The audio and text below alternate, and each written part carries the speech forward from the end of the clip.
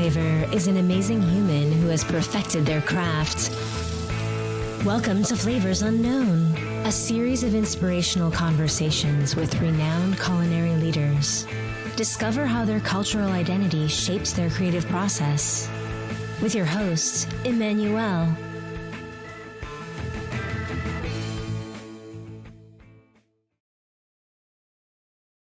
Hi, Matt. How are you? I'm well. Thank you for having me on the podcast. No, Congratulations on the new book. Thank you very much, Matt. I really appreciate it. And I'm really excited to have you, on the podcast because all of my guests are chefs, pastry chefs, mixologists, but I thought it was the opportunity with the publication of my book that comes out, in fact, officially today as we are speaking here and recording this episode, that there was, yes, the opportunity of having someone with a different profile that is very connected to food and to chefs as well, and to food culture in the US, which is a bookstore owner that is focusing on the culinary topic. So I'm glad to have you. And for people that are joining the show, I am with Matt Sartwell, who is the owner of the bookstore Kitchen Art and Letters in Manhattan, in New York. So we know each other for about, I don't even remember, but long time now. I think the first time I met you, maybe 2008, 2009? I think that's probably about. At least, I think. It was definitely at Star Chefs. Yeah, it was at Star Chefs. And at the International Chefs Congress. Correct. So the first one I attended was in 2008. So that's what it is. Yeah. You were there before, I published The Taste of Madagascar, and before it was a book. In fact, we had started to have conversations before I published my first book called Conversations Behind the Kitchen Door. But now that you are holding this book, in your hand, so what surprised you most about what it became? Yeah. Well, I have to say I was excited to see how your publisher embraced what might initially have been a straight up narrative and gave you the opportunity to enrich it with photographs and with recipes and to provide a full spectrum approach to Madagascar and to help us participate in what you were seeing there and what you were experiencing, even as you were trying to be very thorough and systematic about exposing us to all the things that are happening in the country. And so it became more than just a narrative. It became, I think, a terrific introduction to a very complex world that most of us in the United States don't know very much about. Yeah, and to be honest, you planted the seed of Madagascar in my mind years back. I don't know if you remember that conversation, but one day, I think it was after I've published the first book, but being at your store, we had a conversation and I asked you the question on either places in the world that you think are not very well covered by, books and food culture or books about food culture. And then there was 4 or 5 different locations that you mentioned, and Madagascar was one of them. And obviously it resonated in my mind because Madagascar is something that I was familiar with because of my day job and being in charge of marketing for a company that manufacture natural extracts and having people on the ground, in Madagascar. So I really put that in the corner of my mind and say, you never know, maybe one day there's an opportunity. And so, yeah, here it is. So you planted those seeds, Matt. So thank you for that. And you always... I don't think I had... Go ahead. No, go ahead. I don't think I had an idea quite what I was getting you into. The book demonstrates how little I knew about Madagascar and just how complex the history is, how many different culinary influences come together there. Mm-hmm. I was arguing from a position of relative ignorance on the subject, just knowing that I knew nothing. And so what you did was open up a world that really doesn't have a parallel elsewhere. Yeah, thank you for that. And for people that are listening, I want to be clear as well that the entire conversation we are going to have with Matt is not 100%, focused on the book. I'm just really having a few questions that are, or a few topics of conversation that are connected to the book because of the timing. But I'm curious to hear from you about your position about how let's say the industry of books and is going in in the future, and especially with the time of of AI. So we'll get there. So there's a lot of different topics that I want to cover with you. But as you have done for me, I'm sure you have done it with many other people over the years. You have encouraged me and others authors. I'm curious, how do you know when, in fact, planted like a seed in someone's mind, or maybe to stay away, or to stay out of the way? I know it's a I delicate think question, but no, I think it's a very fair question. I'm always looking for a sign that somebody is, first of all, beginning from a position of some knowledge or some connection to a place or to a culture or to an ingredient. I'm looking for the idea that they understand that a book is different than, say, a blog post, that it's going to require a much longer effort, that it's not going to be quick and easy in and out. You spent years working on this. Almost anybody who produces a worthwhile book is going to find that it takes them longer than they expect. It's not easy to write a book to a deadline in the way, and I'm not trying to minimize what, say, magazine or other kinds of print journalists do, but for books to work, they often need to be part of a process of discovery, and you were able to give it that time. So it's a multifaceted kind of approach, hoping that somebody has the stick-to-itiveness and the patience, because it takes a while for insight to develop. Yeah, I mean, it's interesting that you are saying this, because I'm not. My family will tell you that I'm not a man very patient, and the industry of publishing industry, like, really taught me something. It's to be more patient, because it's a very, very different contrast, like big contrast between the industry I work in, which is corporate and food manufacturing, food ingredients manufacturing, where there's very short timing, and compared to publishing, where in fact you need to, as an author, to make sure that you can keep the timing when there's a timing defined with the publisher. But then everything which is linked to how the publisher works and how the promotion of the book works and so on, it's completely different pace. And I have to I have to temper my impatience, because the number of times that my agents and my publisher said, "Emmanuel, relax. We have time here." I'm like, oh yeah, okay. Especially when at the beginning, especially for the first book, when you're impatient to put your first book out, and you have the agent telling you, yeah, it will take time for publisher to read the book proposal and come back to you. And I'm like, it's been already 3 to 4 months, man. And said it's nothing. I'm like, oh boy. Yeah, it is. There's a lot of hurry up and wait in book publishing. Yeah. And your drive has served you well, but I can see how it could lead to some frustration with the way the industry works. Yeah. It's a learning curve, and I think it's great to be exposed to that contrast and different type of industry that you need to adapt. You need to be flexible and that industry well, because you transition from book editing to book selling in your career. So I just wanted to understand what made you do that jump, and realizing that, what was the moment that you decided to do the switch?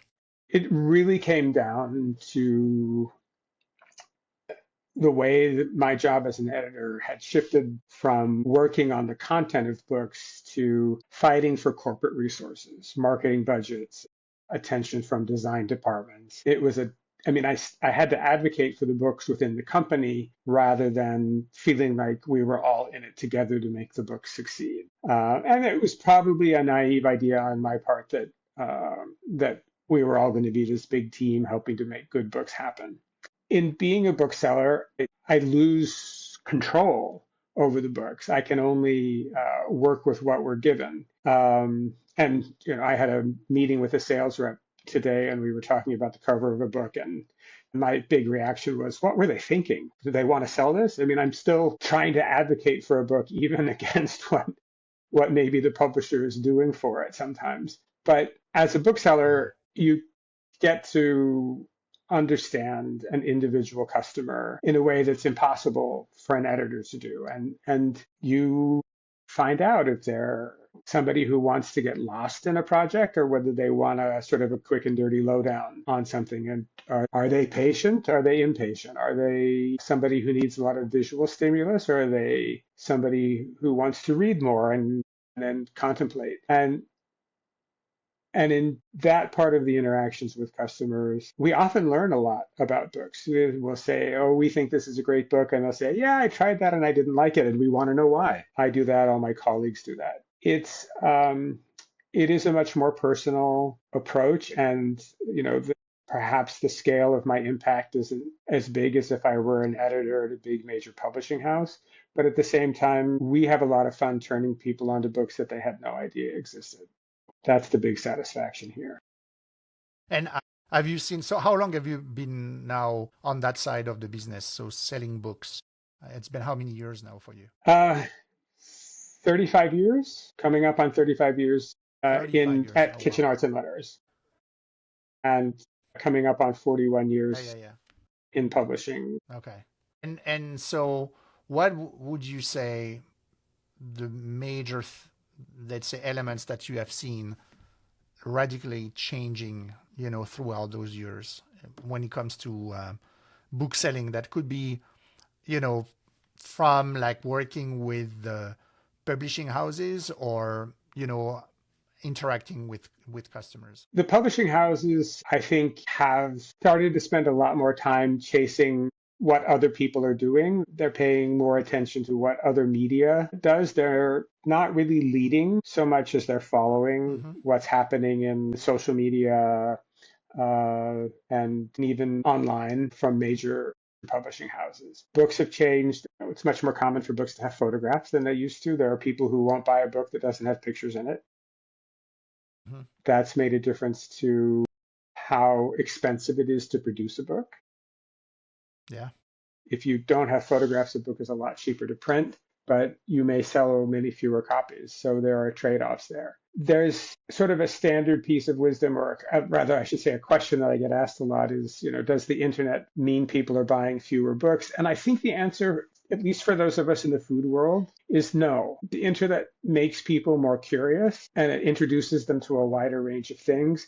But there's an element of trust with books that doesn't always necessarily apply to a random website that you may stumble across someplace. And we try to help reinforce that by really getting to know the books we're selling. And I think that's true of really all the specialty food bookstores in the country. They're all run by people who are really passionate about what they offer. And I think that the public in general has become more curious about a wider range of subjects. So a book on, say, the food of Madagascar probably wouldn't have had a chance to go anywhere 30 years ago. But now people do have a greater awareness of how complex the food world is. And that's, I think, to the benefit of almost everybody who's writing. Yeah. Okay.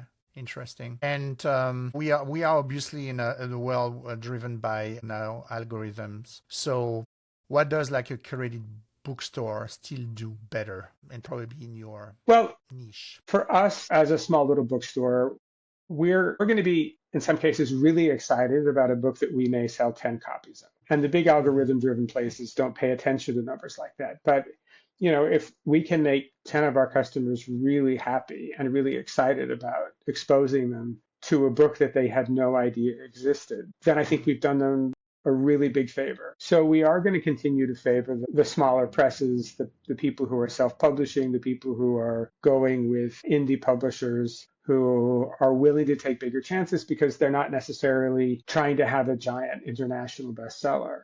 And look, I would be delighted to have 100 books every year that we sold 1,000 copies of, but that's not going to happen.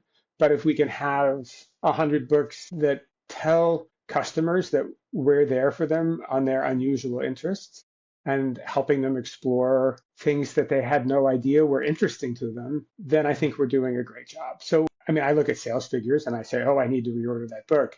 But I don't look at sales figures and say, well, we've never sold a book on this subject, so there must be no interest in it. I follow my instinct. I talk to my colleagues here who sometimes have interests that are more specialized than mine. Mm-hmm. And sometimes we just encounter an author who's really persuasive and we think, wow, I had no idea that people would be interested in this, but I think this person can make the case really well. So we're here to give them a chance. So it's an exercise of balance between books that can drive sales and then maybe some more interesting niches that, in fact, you want to cover from a topic standpoint, and you want to bring awareness to, correct? Listening to what you just Yes, mentioned. and we want to signal to our customers that we're offering them something they're not going to find on the big bookseller websites.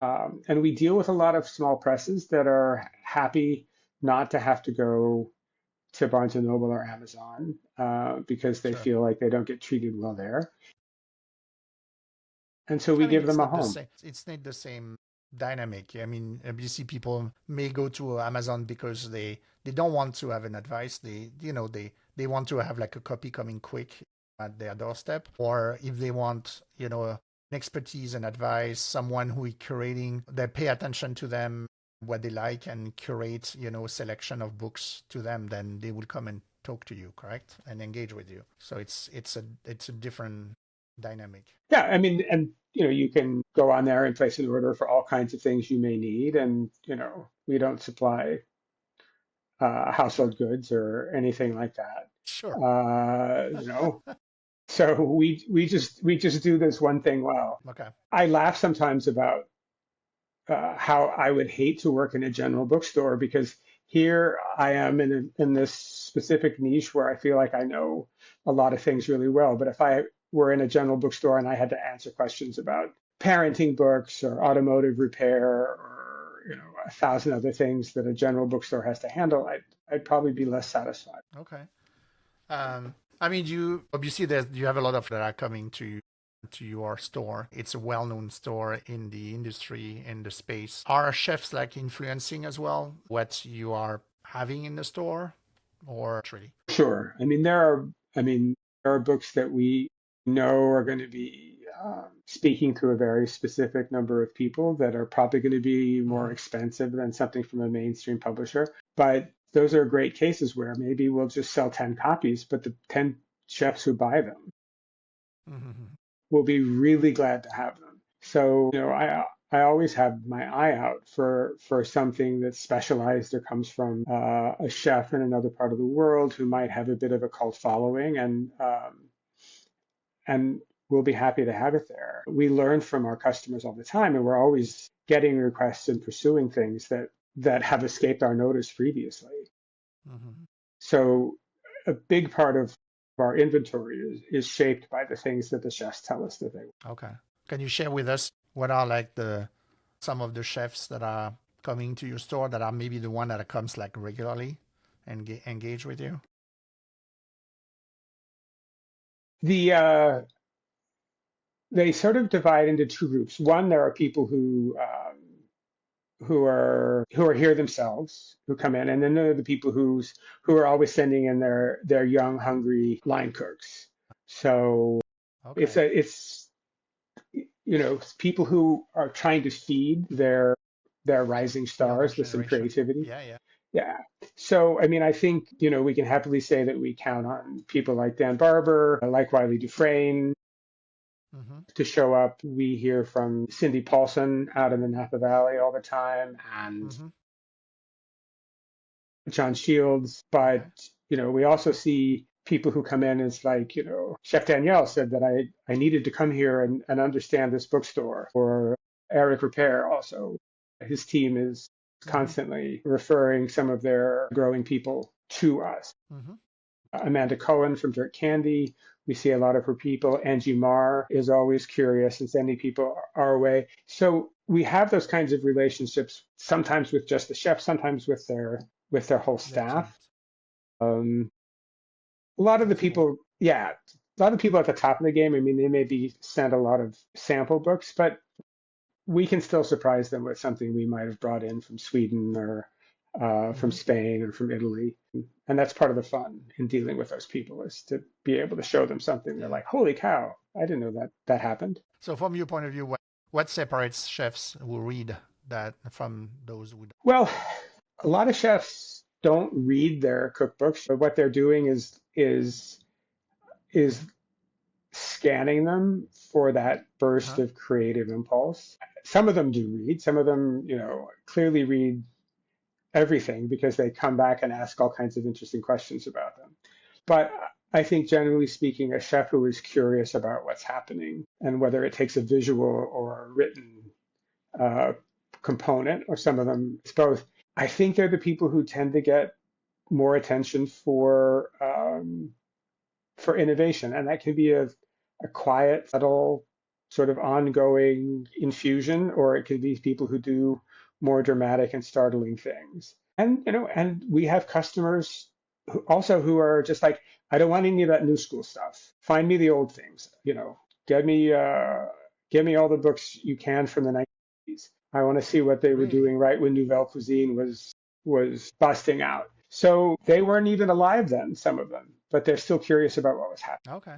So maybe you started to answer that question that I have for you. I said, do you younger chefs read differently than older generations of chef, or maybe Well, I think the interested in different topics? younger people are definitely more visually oriented. That's just the nature of all media has changed to be much more visual. But there are always young cooks coming in who are curious about what came before. They're trying to connect the dots and understand where something developed, how it came from, who was influencing whom, who trained with whom, who worked together. So I think there is a pretty perpetual curiosity about that. Names that were famous when I started here aren't as influential now, and you may have to stop and explain to somebody, it makes me feel old to have to explain who, say, Gray Coons was. But at least they're curious and asking the question, Sure, and sure, and they want to know, and they'll tell you, I don't know who that is, which is absolutely sure. the right Yeah. response because nobody knows everything. And when you tell people what you don't know, you help them out. So, if there's a book that you wish every chef read before opening a restaurant? I still think that, every restaurant should have a copy of McGee's On Food and Cooking in the restaurant for that sort of basic, like, you know, what's going wrong? Why isn't this working? We all think this should work. Help us figure that out. In terms of thinking about the business side of things, I would say Danielle's Letters to a Young Chef is a really important orientation to thinking not about being a great cook, and he doesn't disparage you, great cook, but in thinking about the whole overall span of running the kitchen, which then prepares you to think about running the overall restaurant. And it's a slender book that's incredibly approachable, but it's a kind of point of view that I think sometimes gets lost in the dreaming big, while at the same time you're working the line 6 nights a week and you're working 10 or 12-hour shifts and you're like confident you have the technical skills to go out there and do it. But Hmm. the big picture thinking is what people need help getting back to. What about Unreasonable Hospitality, which is a bit more recent, from Will I Guidara? think of that as more, Will's book is probably more for somebody who's working the front of the house side of things. Okay. It's such an impressive book because of how many copies we sell to people who are not in the restaurant industry. True. Yeah, yeah. Of course, because you can apply those principles in any type of industry leadership approach. So, yeah, for sure. Yeah. His message has gotten out to people who run auto dealerships, who run real estate companies. We sold like 20 copies to somebody who had a small regional chain of funeral homes. It's that kind of point of view about how you can make people feel like you value them is Sure. worthwhile. And if you are really the one running everything, you need that kind of perspective. I'm disappointed that you didn't mention conversation behind the kitchen door, but okay. Well, I'm I had assuming that we're I had talking to to tease you with that. I'm assuming we're talking to an audience that is fully converted but I do have a copy right here behind me. Just my camera setup wasn't quite as broad as I thought it was, but I have a stack of Taste of Madagascar and Conversations Behind the Kitchen Door on the shelf behind. Thank you for the pitch. So, I mean, for the chef, like, Me. what would a chef gain for reading, for instance, A Taste of Madagascar, even if they never cook Malagasy food, of course? Well, I think one of the things that this book does is because you're there and you're traveling around with different American chefs, pastry chefs, bartenders, savory chefs, and they're being exposed to these ingredients and and seeing them in a form that they may not have, and in qualities that they may not have seen in the United States, Mm-hmm. and seeing how these people like Elizabeth Faulkner or Michael Gulata, how they adapt and how they improvise based on the qualities of this ingredient that is in its freshest form so different from what we might see here. So the adaptation and fluency that these chefs develop with these ingredients suggests Mm-hmm. so many possibilities. And I think most chefs, nobody buys another chef's cookbook to put another chef's food on their own menu. But what they are looking for when they buy, a book by Paul Bocuse or Rene Redzepi is just that moment where something goes click in their brain and they're like, crap, I knew I could do something with that. And I needed just that little push to get me over that hump. And one of the things that people see in Taste of Madagascar is again and again these chefs being exposed to these things and coming up with really interesting ideas. And at the same time, seeing what local chefs are doing, people who have been working with these ingredients for a long time, understanding them in a very different way. So these two contrasting points of view add a huge amount of context and contrast that I think are advantageous for anybody who's trying to get themselves out of a rut. Yeah. I mean, I don't know if you had the chance to, because I realized that you didn't get the copy of the book, long ago. But there's a whole chapter there which is about like the new culinary faces of Madagascar, where I really focus of highlighting and celebrating a few chefs and a mixologist as well from Madagascar, which each of them, in fact, are presenting like a different perspective. One is really recognized internationally of being like representing the culinary face of Madagascar today. Is Chef Lalaina. He has participated to a lot of rewards and show like in Europe and in Asia, I think, as well. So he has a fantastic restaurant called Le Marais in the capital. So he's really looking at the food through like the lens of modern, I would say, cuisine and techniques. And then you have like someone who has spent. She has identified like the restaurants that are really celebrating like different regional aspects of Malagasy cuisine. So completely the viewpoint of the food of Madagascar. And then there is a very young woman chef who is like really driving like a motorcycle like around the country, the island, getting into contact with very remote local populations to try to understand their way of cooking and their dishes and the ingredient they are using. So I really love that aspect of those three chefs that are dramatically different. And I have a fourth one who is not from Madagascar, but he's from Africa, and he came with this background of cuisine from Africa, and he was an executive chef at a restaurant that at the moment is not open, but he had like a different lens as well of discovering those ingredients for the first time, from Madagascar, but then interpreting them with his own culture. So his dishes was like really amazing. We had a blast at the restaurant. And then of course you have like the mixologists, Kimek, who organized like the first craft cocktail competition in Madagascar when we came over. I went to Madagascar with Elizabeth Faulkner, with Michael Gulota and Shannon Tibet, and they became like the jury of like voting for the best cocktails and mixologists from Madagascar, which was really exciting. But it was cool to see those young mixologists that were very proud of their ingredients, and they were celebrating the pink peppercorn, that the endemic wild black pepper and other ingredients there. So I hope that I think for chefs, it would be really interesting to dive into, this book just to look, from ingredients from a different perspective. Hopefully, they do it. Hopefully, you will recommend it when you have people coming to your store. I am confident we will be recommending it. You have no worries about that. Thank you. Maybe one final question is like, if you could commission a food book that the world hasn't seen yet, and I know it's a difficult question, on one maybe subject that no one has really approached like in depth or with depth, what would it be? So I think when you and I first started talking about parts of the world that needed better attention, I had this idea of Africa as one undiscovered place.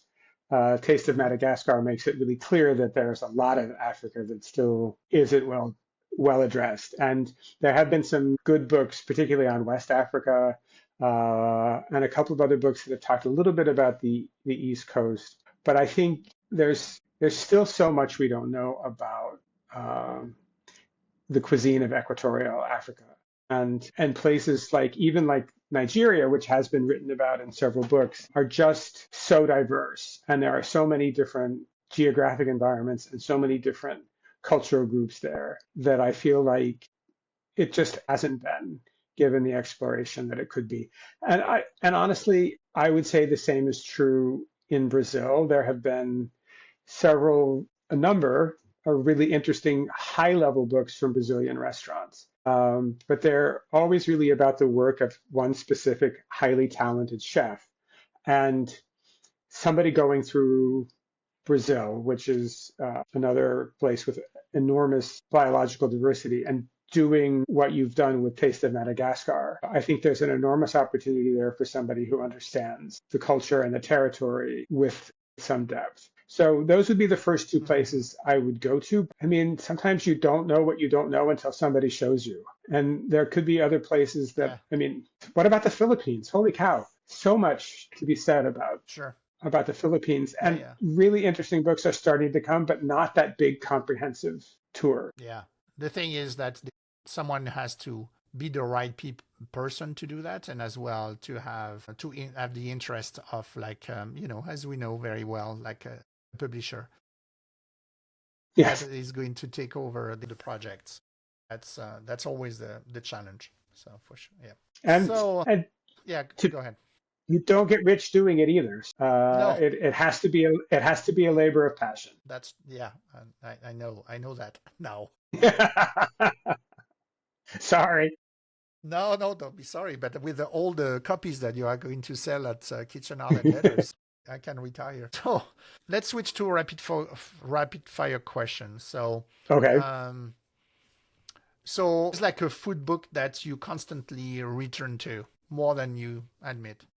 Okay. So for a reading book, there's a book called The Oysters of Loch Maria Kerr by Eleanor Clark, won the National Book Award in 1962. It is about life in an oystering village on the coast of Brittany. It is Okay. a natural history of oysters and the story of a way of life that's vanishing. It is magically written, such beautiful writing, and so evocative. As for a cookbook, there's a book called Cucina Fresca by Diana Laplace and Evan Kleiman, which has been in print for 40 years on simple Italian food. Okay. One ingredient you think is misunderstood in food writing? Wow. Fungal truffles. Huh. Okay. So what do you think is misunderstood? I think it is, for most people, a love it or hate it ingredient, and a lot of food writing seems to fail to understand that for many people, it's just a really difficult food to eat. Okay. So now, cookbook or food history book? What do you focus on? I mean, personally, what's your go-to? I lose myself in food history books. I spend a lot of time looking at the cookbooks because they're the bulk of what we carry, but I feel like I can evaluate those books pretty quickly. I mean, it's a skill that I brought out of publishing, which is to look at something and within 5 minutes have a measure of it. But Mm-hmm. books on food history require a much more immersive exposure.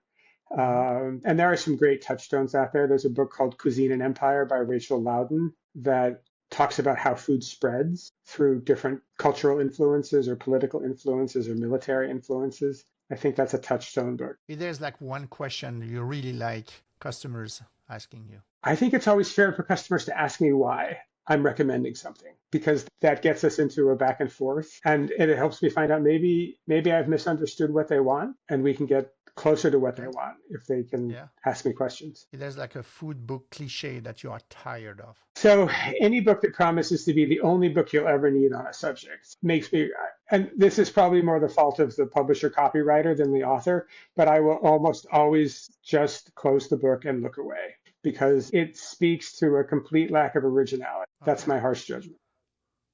If you think that there's, and I know your store is not big, but if there's a most misunderstood section in your store? Most misunderstood section. Wow. That's a really interesting question. And I don't know quite what to say there. We've weeded out certain sections that tended to be unsatisfying to talk to people about, but that's kind of a different approach. Like we don't carry books on. Like what, for instance? Like books that promise quick and easy health fixes. I don't want to have anything to do with that. You know, I feel like the trend will move on and some influencer will say something else in a couple of weeks and that'll be gone. Yeah. I mean, I can think of sections where I feel like publishers misunderstood the market, but not the customers. So if you could take over the store next to you, what is the one category that deserves more shelf space? I'd love to be able to totally reorganize our professional books, to make more of them, the ones that are a few years old, accessible to people who come in and browse, just because right now we're still having to sort of use one part of the store for the really bright, exciting new things.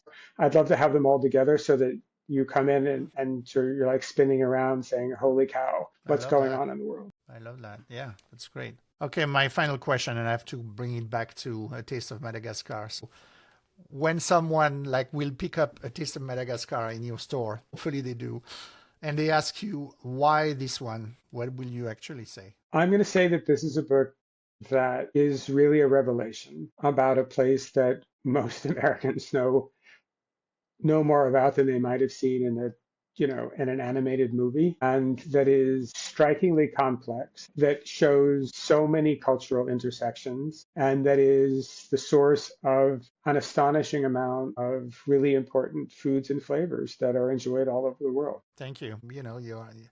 You have been always a very very good friend, and I respect your advice, and that I come to your store not only to browse the book and bring back. I have no more space and shelves now at home, but I do respect as well your view on the industry, on the topics, and you have been always a great person to give advice. And I hope by listening our conversation that authors and people that are passionate about the topic will engage with you, because you are someone that has a lot of knowledge, and for me it's always a pleasure to start a conversation. Well, thank you very much. It's a big part of my job satisfaction to be asked questions by people who have really serious imaginations and serious curiosities, because I'm always feeling like I'm being pushed to learn more, to respond to those questions. Matt, thank you very much. Again, thank you for your time and for